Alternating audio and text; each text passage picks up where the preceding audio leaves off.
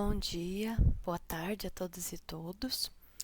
Nesse vídeo eu vou falar um pouco sobre estimando o tamanho de amostra que precisamos para diferentes análises estatísticas.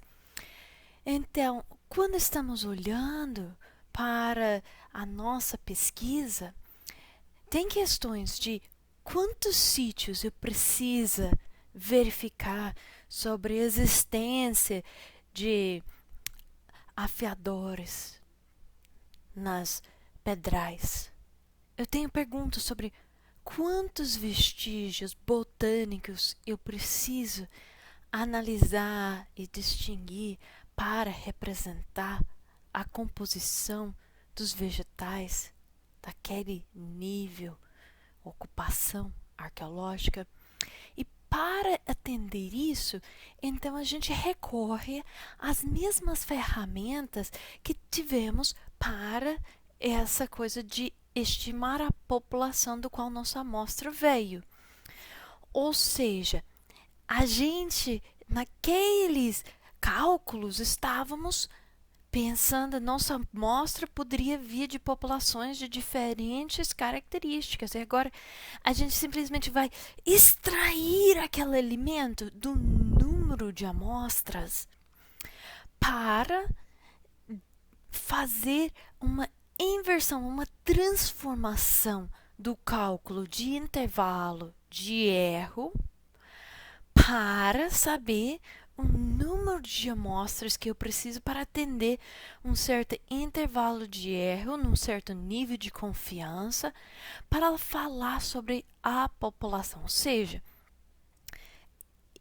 vai ser um número que eu alcance com o qual consigo falar com certa confiança e um intervalo de erro que não é maior do que algo que eu estabelece. E além disso, as amostras analisadas realmente não iam agregar. Então, quantos casos estão amostrados? É o que eu quero chegar.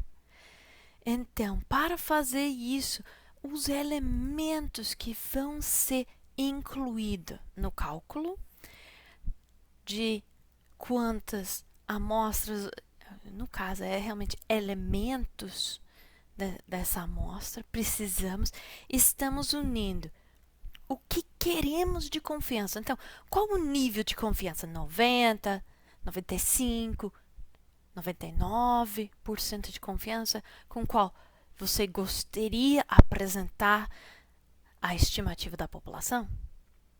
E depois, intervalo de erro. Então, qual é o maior intervalo de erro que quero para essa estimativa do valor da população?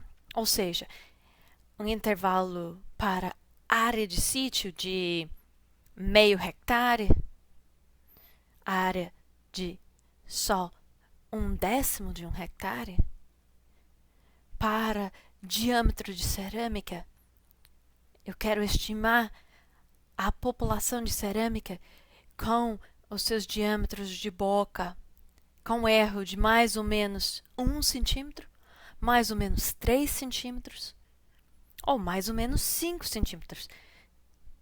Quanto é que eu quero ter de precisão? E depois eu vou precisar colocar nesse cálculo o desvio padrão.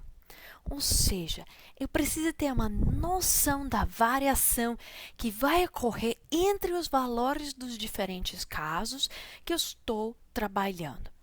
Então, esse desvio padrão vem de nossa experiência. Então, se é a primeira vez num certo lugar, numa certa região, provavelmente precisa de uma análise de alguns fragmentos de cerâmica, alguns líticos, algumas informações de vestígios botânicos ou faunísticas, de tradagem ou coleta de superfície, algo que informa essa nossa estimativa de desvio padrão, ou seja, olhar em alguns poucos casos, calcula o desvio padrão e daí traz para essa seleção.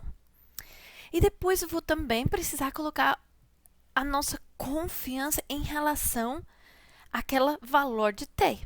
Então, nível de confiança de 90 tem um valor de t diferente do nível de confiança de 99%.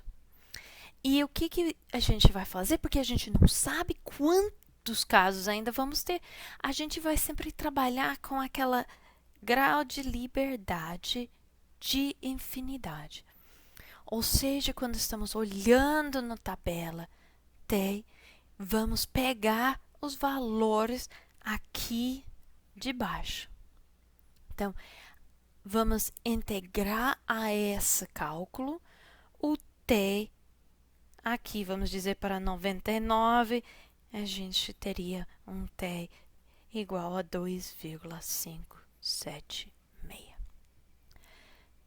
Então, o que vamos fazer é colocar todos esses números dentro do cálculo. O desvio padrão, o T no nível de confiança com o qual a gente quer conversar e o intervalo de erro que vamos admitir.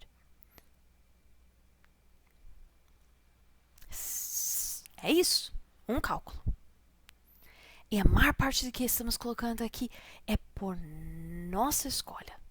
Somente o desvio padrão é um caráter da estrutura dos dados que nós esperamos coletar.